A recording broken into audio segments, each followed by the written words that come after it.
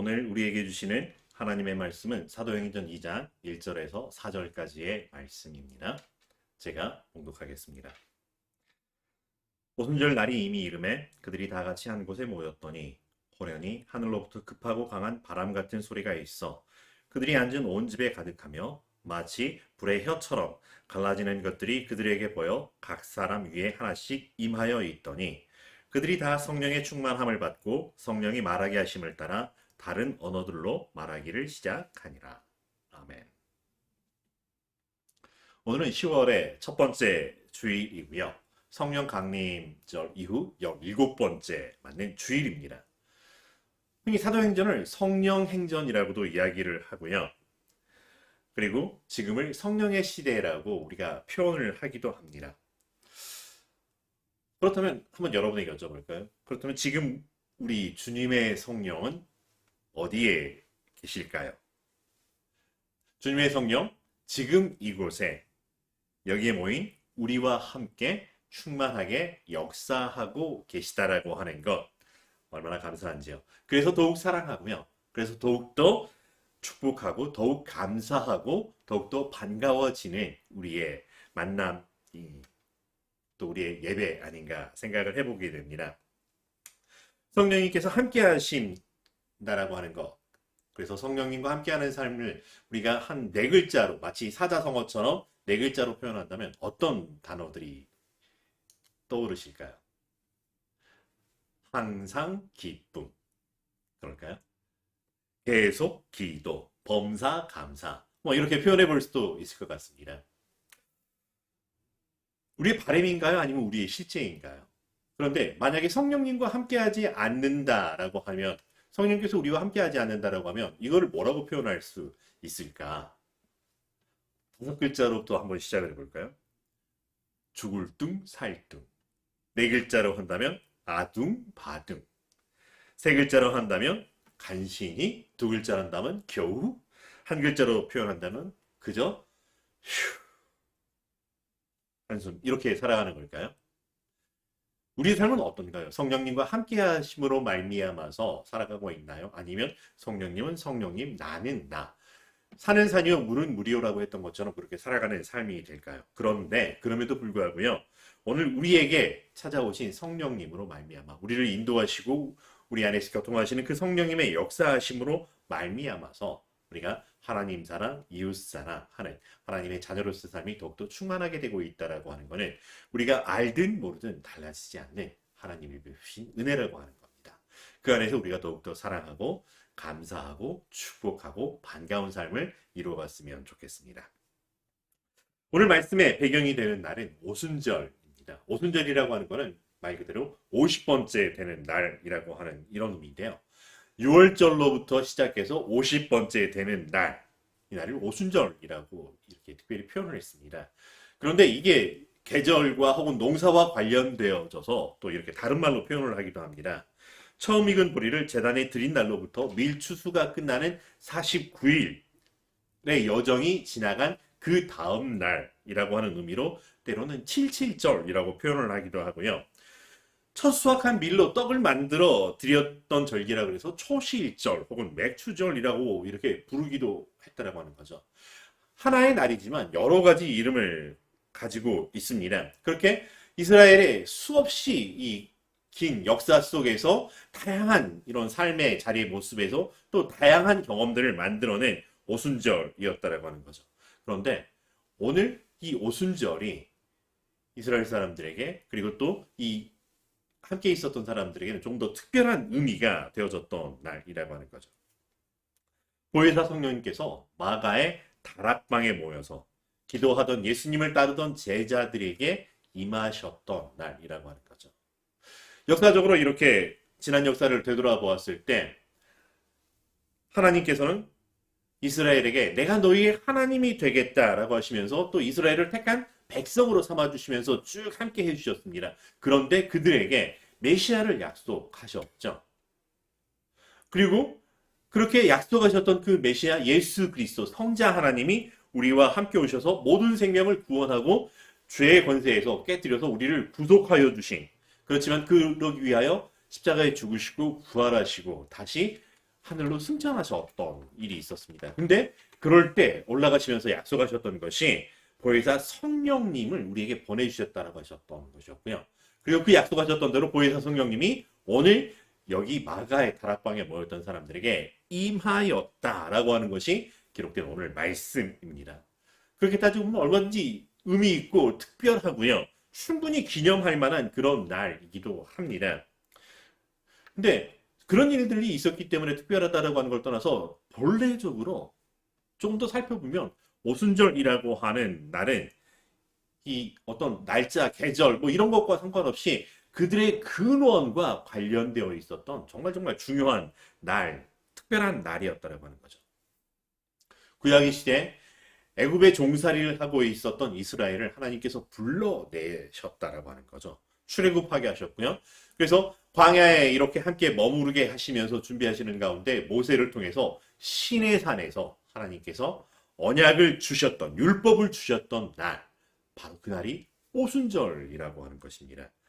그래서 십계명을 통해서 이것을 너희가 지켜 행함으로 말미암아 하나님은 이스라엘의 하나님, 이스라엘은 하나님의 백성이라고 하는 약속을 주셨던 날이라고 하는 거죠. 그러기에 그들의 태생, 그들의 근본이라고 하는 것과 연관된 것이 오순절이기도 합니다. 누가는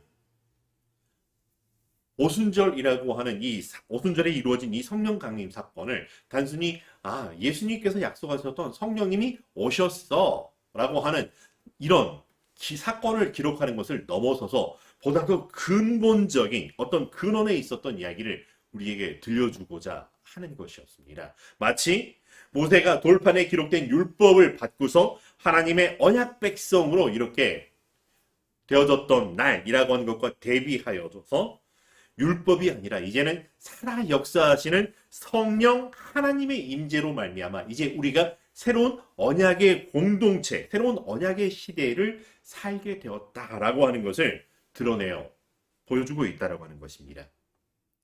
물론 그렇다라고 해서 성령님의 역사하심, 성령님의 임재라고 하는 것이 율법을 끝장내버렸다라고 하는 것을 의미하지는 않습니다.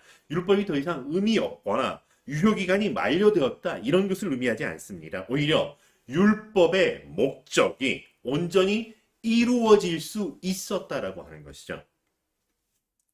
예수 그리스도를 통해서 율법의 마침이 이루어졌지만 이것이 마침표를 찍고서 추억의 책장 속으로 들어가는 것이 아니라 궁극적으로 완성되어졌다라고 하는 것. 율법을 통해서 이루어지기를 원하셨던 하나님의 뜻이 마무리되고 완성되어졌음이라고 하는 것을 의미한다라고 하는 것입니다. 그래서 더 이상 우리가 약속에 얽매여 있는 자들이 아니라 오히려 다 이루어 주신 이 약속의 은혜를 누리는 자가 되었다라고 하는 것이 이 오순절 성령 강림 사건의 이전과 이후와 같다라고 이야기를 할 수 있습니다. 오히려 이제는 거룩한 성전이라고 하는 것이 예루살렘에만 있는 것이 아니라 주의 영이 거하는 우리의 몸이 하나님의 성전, 거룩한 성전이 되어 살아가게 하는 하나님의 임재와 함께 살아가게 되는 그 어디나 하늘나라의 삶을 살 수 있게 해주셨다라고 하는 것입니다. 그래서 단순히 주의 영이 거하는 성전이 아니라 주의 영이 우리 안에 거하심으로 말미암아 우리의 어두움, 우리의 무지함, 우리의 알지 못했던 것들에 마치 빛을 조명을 밝히는 것처럼 밝히 비추어져서 이것이 하나님의 사랑이구나. 이것이 나를 통해 이루시길 원하시는 하나님의 뜻이었구나라고 하는 것을 알 수 있게 해주셨던. 그래서 진리를 알지니 진리가 우리를 진실로 자유케 하게 되는 그 일이 단순히 지식을 쌓아서가 아니라 성령님이 우리와 함께 하심으로 말미암아 누리게 된 참 자유로운 삶이라고 하는 것입니다. 예수 그리스도께서 우리에게 구원을 베풀어 주셨고요. 구원을 받은 자로서 끝 이것이 아니라 구원을 받은 자의 삶을 누릴 수 있도록 인도하여 주시고 어떻게 살아야 되는지를 가르쳐 주시는 지혜의 영이 바로 성령 하나님이고 그 성령 하나님이 우리와 함께 하신다라고 하는 것입니다. 율법의 시대에는 십계명의 말씀처럼 하나님 앞에 다른 신을 두어서도 안 되고요. 우상을 섬겨서도 안 되고요. 그의 이름을 망령되이 일컬어서도 안 된다라고 하는 것. 그것을 지키기 위해서 애쓰고 수고하고 눈에 보이는 여러 가지 것들과 싸워내고 하면서 사실은 힘겨운 힘쓰고 애쓰는 삶을 사는 것처럼 보여왔던 우리 구약의 시대에 있습니다. 근데 좀 다른 관점에서 보죠. 여러분 우리가 집에서 만나는 우리 가족들 있죠? 어떤가요? 사실 우리의 수고를 통해서 우리가 사랑을 표현하는 것은 맞지만 우리가 자라면서 우리의 부모님이 누구인지 알고 있었고요. 그래 당연히 우리 아버지, 우리의 어머니라고 하는 거, 또 그분의 말씀을 당연히 마땅히 순종하며 자라왔다라고 하는 것이죠. 그래서 그것이 막 우리가 애쓰고 수고해서 뭔가를 큰 거를 지켜내야 되고 하는 이런 것들이 아니라 그냥 그것이 아버지, 어머니, 자녀로서 그냥 자연스럽게 살아갈 수 있었던 것이고요. 어느새 우리가 장성하여 우리의 자녀들을 낳았었을 때 우리의 자녀들이 우리 안에서 우리와 함께 아빠, 엄마, 아이들, 우리의 자녀들로 자연스럽게 살아가고 서로 대화하고 그렇게 알아차리고 있더라고요. 내가 너의 아빠야 라고 굳이 증명하려고 하지 않아도 자연스럽게 아빠, 엄마로 살아갈 수 있다라고 하는 거죠. 이렇게 되어졌던 것. 마치 모르는 사람들을 모아서 역할을 새로 분명해서 아빠 역할 하세요, 엄마 역할 하세요. 이게 아니었다라고 하는 거죠. 구약의 시대 마치 기브 앤 테이크인 것처럼 계약의 조건을 따라 계약을 충실히 이행해야만 그 계약의 성과를 우리가 혹은 계약을 유지할 수 있었던 이런 개념들 속에 만약에 있었다라고 하면 이제 그 시대를 벗어나게 되었다라고 하는 것이죠. 너희가 이것을 해야 내가 너희의 하나님이 되고 너희는 내 백성이 되리라. 구약의 율법은 이렇게 기록되어 있기도 합니다. 마땅히 하나님의 말씀에 순종하는 것이 중요하다라고 말씀하셨고요. 그래서 지키면 복, 지키지 않으면 심판이라고 하는 이 패러다임을 통해 가지고 반드시 하나님의 말씀, 약속, 율법을 지켜야 된다라고 하는 것을 강조해서 보여주었다라고 하는 것입니다. 근데 만약에 이것이 하나님의 말씀을 지키면 복, 지키지 않으면 심판이라고 하는 것이 이게 율법의 본질이었다라고 하면, 언약의 핵심이었다라고 한다면 이스라엘은 진즉 역사에서 튕겨져 나갔을 게 분명하다라고 하는 거죠. 지킬 수가 없었습니다. 지킬 수가 없었다면 이미 역사 속에서 너희랑은 도저히 안 되겠다라고 상종하지 아니하시고 오히려 지워버리시고 오히려 모세에게 이야기했던 내가 지워버리고 내가 너로 다시 시작하겠다라고 했던 것처럼 얼마든지 다른 사람으로 시작할 수 있었지만 그렇지 않았다라고 하는 것입니다. 하나님은 하나님의 약속보다 먼저 너희가 이렇게 해야 내가 너희 하나님이야 라고 말씀을 하셨지만 언제나 먼저 내가 너희의 하나님이야 라고 찾아와 주셨던 모습을 보여주셨습니다. 하나님은 내가 너희의 하나님이라고 하는 하나님 되실 기회를 그냥 마구 베풀어 주셨던 것이 아니라 오히려 율법과 말씀을 주셨고 이것을 지킬 때 내가 이것을 어찌하라고 나타나신 것처럼 그래 참 잘했어 라고 이렇게 드러내 주셨던 패러다임이라고 볼 수 있었던 것이죠. 그런데 오늘 오순절 마가의 다락방에 임하신 보혜사 성령님으로 인해서 달라졌다라고 하는 것입니다. 이제는 율법과 계명, 말씀의 순종함으로 우리 자신의 쓸모를 증명해야 되고 계약을 유지해야 된다라고 하는 하나님 안에 있음을 우리가 이렇게 보여드려야 된다라고 하는 이 차원을, 이 패러다임이 더 이상 유효하지 않다라고 하는 것입니다. 이미 우리는 예수 그리스도 안에서 하나님의 자녀가 되었다라고, 이미 그 쓸모를 하나님께서 인정해 주셨다라고 하는 것입니다. 예수 그리스도 안에서 이미 다 이루어 놓으셨다라고 하는 것. 그냥 이제 우리는 그래서 아빠, 엄마를 보고서 자연스럽게 자녀됨을 누리는 것처럼, 자녀되어 살아가는 것처럼 점점 더 성숙해져 가면서 하나님이 나를, 아버지, 어머니가 나를 이렇게 사랑하셨구나를 깨달아 알게 되어서 나도 성숙한 어른이 되어가는 것 같은 이런 자연스러운 성령의 인도하심에 우리를 내어 놓으셨다라고 하는 것입니다. 그 전에는 우리의 삶에서 성령의 열매가 맺혀진다라고 하는 것, 아무리 힘쓰고 애쓰고 해봐야 접붙임을 받은 정도였었지만 우리의 본질을 하나님께서 회복해 주심으로 말미암아 하나님의 형상대로 창조된 하나님의 자녀로 두셨기에 기꺼이 이제는 우리가 성령 하나님의 열매를 우리 삶에서 맺으며 살아갈 수 있게 해 주셨다라고 하는 것입니다. 성령의 인도하심을 따라서 일어나는 그 변화의 하나가 오늘 나오는 말씀 가운데 바로 새로운 언어로 말을 하게 하심이라고 하는 것입니다.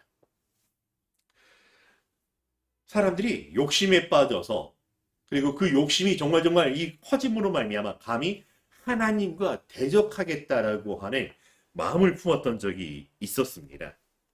다시는 우리가 노아의 홍수처럼 하나님께로 뒤통수를 맞지 않으려고 이 큰 바벨탑을 쌓아서 만약 하나님이 그러시면 우리가 저 꼭대기에 올라가서 똑똑똑 하나님 계세요 하면서 하나님과 이렇게 거래를 하겠다라고 하는 마음을 가지면서 쌓았던 바벨탑이라고 하는 게 있습니다. 그런데 하나님께서는 그것이 옳지 않다라고 보셨던 거죠. 그래서 사람들이 욕심에 사로잡혀 있었기에 그 욕심으로 말미암아 다른 사람들이 하나님이 보이지 않게 된 그들에게 그의 벌로써 말들이 서로 달라지게 해 버렸다고 하는 것입니다. 이 언어가 달라졌다라고 하지만 이미 그들 속에는 같은 말을 하고 있음에도 불구하고 그 속에 감추어둔 꿍꿍이 욕심으로 말미암아 동상이몽 같은 그런 상황들이 펼쳐지고 있었다라고 하는 것입니다. 그것이 하나님께서 언어를 흩어내 보여 겉으로 드러내지만 너희의 삶이 이미 이와 같아져 버렸구나 라고 하는 것이었었죠. 그들은 사람들이 함께 모여도 함께 보이지를 잘 못했다라고 하는 거죠. 이미 자기의 이익을 따라서 이합 집산이라고 하는 이렇게 저렇게 흩어 모이고요. 자기끼리 모여 있다라고 하더라도 그 속에서도 서로 네 것이 크네 내 것이 크네 라고 하면서 서로 다투고 욕심으로 끝없이 분쟁하는 역사들이 반복되었다라고 하는 거죠. 당신이 하는 말을 내가 못 알아먹겠다라고. 그런 세상 속에서 우리가 살아오게 되었는데 성령 하나님이 우리에게 찾아오심으로 달라졌다는 것입니다. 여전히 우리의 말은 다르고 우리의 삶의 각양각색의 이런 다른 모습들을 살아가고 있지만 그런데 마음이 전달되게 해주셨다. 뜻이 통할 수 있게 해주셨다. 그 사람의 말이 무슨 말인지 이해할 수 있는 시대로 하나님이 바꾸어 주셨다라고 하는 것입니다. 방언이라고 하는 거는요. 단순히 다른 나라의 말을 내가 할 줄 아네라고 하는 거. 그 말을 내가 이렇게 이해하게 되었네라고 하는 거. 내가 사용하는 언어와 다른 언어를 사용하게 되었네라고 하는 것을 뛰어넘는 그 이상의 것이라고 하는 것이죠. 내가 말을 했다가 아니라 그가 그 말을 이해하고 알아듣게 되었다. 그렇게 그가 이해하고 알아들을 수 있도록 내가 말할 수 있게 되었다라고 하는 것이라고 하는 것입니다. 설득을 하려고 하는 것이 아니라 그냥 하나님이 나를 이렇게 사랑해 주셨고 하나님의 은혜가 이와 같았었다라고 하는 이 말을 나는 그저 고백했을 뿐인데 그는 그것을 알아듣고 은혜를 함께 누릴 수 있게 되었다라고 하는 것입니다.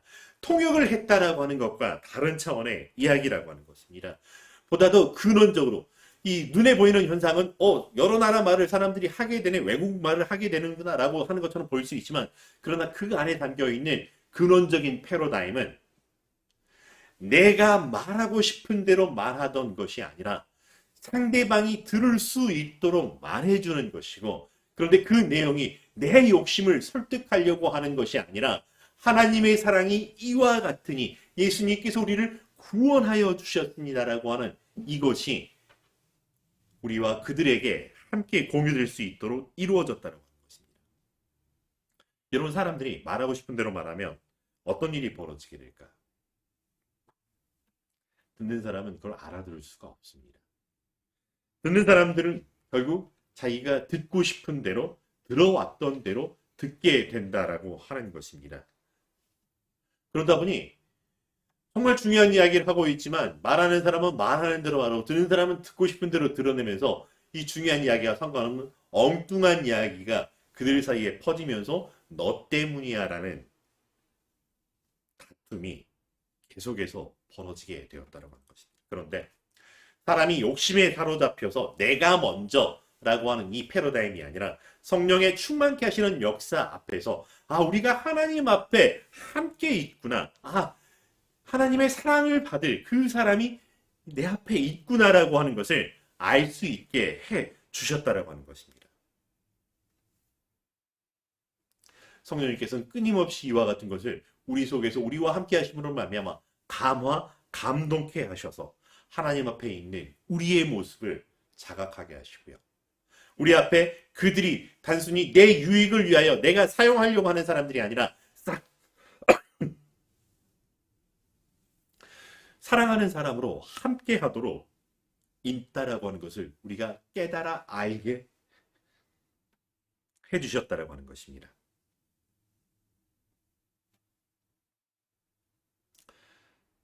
성령님께서 우리와 함께 하심으로 말미암아 이루어 주신 일입니다. 오순절 마가의 다락방에서 이루어진 이 성령의 사건을 단순히 성령 하나님이 우리와 함께 하셨다라고 하는 사건의 기록으로 끝나는 게 아닌 새로운 역사의 이야기라고 하는 것입니다. 하는 거 봐서 내가 거기에 마땅하게라고 하는 이런 기브 앤 테이크의 패러다임이 아닙니다. 너희가 하는 것을 결과를 보고서 평가하고서 그 평가에 상응하는 내가 이 대가를 지불하겠다라고 하는 이 시스템이 아니라고 하는 것입니다.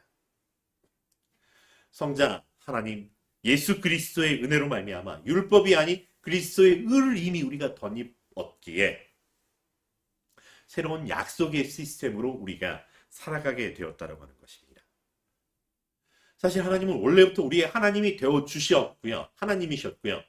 그냥 내가 너희 하나님이 되어 줄게라고 하는 마음 먹기 이전에 이미 관계가 그러하였음에도 불구하고 사람들에게는 율법을 주셔서 이 율법을 통해서 우리를 거룩하고 존귀한 구별된 삶을 살게 해주셨던 것이고 훈련에 하나 이렇게 했을 때 이런 일들이 일어나는 거야 들려주셨던 이 패러다임인데 이조차 지키지 못했던 우리에게 이제는 그냥 값없이 하나님의 은혜로 하나님의 자녀가 되어 버렸다. 그래서 하나님의 자녀가 되었으니 하나님의 자녀로 성장하며 하나님의 자녀로 살아가며 하나님의 자녀로서 우리가 해야 할 것들을 할 수 있게 해 주시려고 그렇게 허락해 주시려고 성령 하나님을 우리에게 보내주셨다는 하는 것입니다. 우리가 이것을 인정하느냐 인정하지 못하느냐에 따라서 사실 우리의 삶이 달라진다는 거죠. 믿음이 있는 삶과 믿음이 없는 삶이 달라지게 된다는 겁니다. 이것은 우리가 하나님의 나라에 들어가느냐 들어가지 못하느냐의 차원이 아니라 우리가 하나님의 나라를 지금 여기에서 누리고 살아가느냐 못하느냐라고 하는 이야기라고 하는 것입니다. 이미 하나님은 우리에게 하나님 나라를 허락하셔서 하나님의 자녀로 살아가게 해 주셨다는 것. 그리고 성령 하나님으로 말미암아 이 삶이 이미 시작되어 우리가 살아갈 수 있게 해 주셨다고 하는 것입니다. 나 혼자 내가 잘나서 나가 이렇게 했어라고 하는 것이 아니라 문득 성령님께서 우리의 마음을 건드려서 내가 하나님 앞에서 하나님의 자녀로 살아가는 하나님께서 나에게 저 사람들을 돌보라고 하시는구나라고 하는 성령님께서 우리를 건드려 주시는 우리를 조명하시는 그 은혜로 말미암아서 깨닫게 되는 것이고 우리가 하나님의 자녀가 되었기에 비로소 성령의 열매들을 우리의 삶에서 맺을 수 있게 하시고 우리의 입술의 말을 통해서 그것들이 드러날 수 있게 해주셨다라고 하는 것입니다. 사랑과 희락과 화평과 오래 참과 자비와 양성과 충성과 온유와 절제가 내가 이것들에서 내가 의로워졌어라고 하는 것이 아니라 자연스럽게 우리가 그런 존재이기에 서로 사랑하고 함께 기뻐하는 것이 무엇인지 깨달아 알게 해 주셨다라고 하는 것입니다. 그러면서 나만 누리는 것이 아니라 내가 이걸 받았구나. 근데 아직 누리지 못하는 그들을 보게 하심으로 그들도 함께 해야 되는데라고 하는 아버지의 마음이 자연스럽게 우리에게 잇대어져서 이어져 가게 해주시는 은혜의 시대가 되었다라고 하는 것입니다.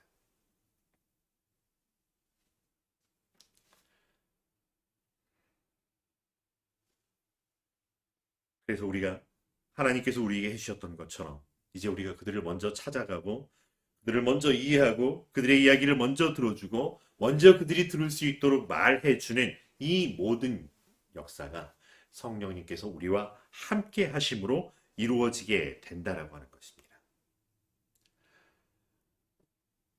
어떤가요? 시작하면서 드렸던 우리 주님의 성령 어디에 지금 계실까요? 지금 여기 이미 우리와 함께 계셨고요. 그리고 앞으로도 우리와 함께 계시면서 우리의 삶이 하나님 나라, 하나님의 자녀의 삶으로 인도하신다라고 하는 것입니다. 저는 잘 느끼지 못하겠어요. 내가 느끼고 느끼지 못한다 할지라도, 느끼거나 느끼지 못한다 할지라도 이미 성령 하나님께서 우리와 함께 하신다라고 하는 것, 이것을 고백할 수 있게 되기를 바랍니다. 우리가 자연 속에 우리가 들숨을 쉴 때 산소를 들이쉬고 이 산소가 우리 몸속에서 소용되면서 다시 이산화탄소를 숨 밖으로 내보내는 이런 것들을 과학의 원리를 통해서 알고 있죠. 근데 여전히 보이지 않아요. 그렇지만 우리는 알고 있고 이미 누리고 있다라고 하는 것과 같이 성령님 이미 우리와 함께 하신다라고 하는 것이 진리이고 사실이기에 이것을 인정하고 누릴 수 있는 우리의 삶이 되기를 간절히 바랍니다. 그래서 성령님께서 세미하게 우리를 건드실 때 하나님이시구나. 나를 보내시는구나. 라고 하는 이 세미한 음성에 귀 기울일 줄 아는 우리가 되기를 간절히 바랍니다. 성령님과 함께하는 삶을 시작 어떻게 할까? 고민을 하면서 갑자기 이런 단어가 떠올랐습니다. 스타트라고 하는 단어가 있습니다. 시작하는. 그 육상 경기에 ready, start. 뭐 이렇게 하면서 이제 땅 신호가 이렇게 되는 이런 게 있습니다. 이 스타트라고 하는 거를 이렇게 한번 만들어 보았습니다. 성령님과 함께하는 스타트, START라고 하는 건데요. 맨 처음 S, 스탑입니다. 성령님께서 우리를 터치하시고 뭔가 감옥 엄동을 주실 때 멈추자라고 하는 거죠. 성령님이 내게 말씀을 하시는구나. 하던 일을 멈추고 성령님께 주의 집중을 해보자는 거죠. 그리고 T, 턴. 내가 하던 일에서 멈추고 가만히 있는 것이 아니라 하나님 앞에 있는 나의 삶으로 나를 되돌려 보자라고 하는 거죠. 그 다음에 A, align. 그래서 하나님 앞에서 하나님 내게 주신 말씀이 무엇인지 한번 다시 정렬해보고 점검해보자라고 하는 거죠. 그로 말미암아서 하나님께서 나와 함께 하시고자 하는 선하시고 기뻐하시고 온전하신 뜻이 이해되었을 때 비로소 R, ready가 되어진 것이고요. 그리고 그렇게 준비가 되어졌을 때 try, 시도해보자라고 하는 거죠. 그래서 무대뽀로 하는 것이 아니라 성령님과 함께 start, turn, align, ready, try 하면서 성령님과 함께하는 삶을 내가 조금씩 경험해 나갈 때 나의 시작은 지극히 작은 것일 수 있지만 이것이 조금씩 더 커지면서 하나가 둘이 되고 둘이 넷이 되고 넷이 여덟이 되는 그 은혜와 역사가 우리 안에 임하게 될 거라고 하는 것.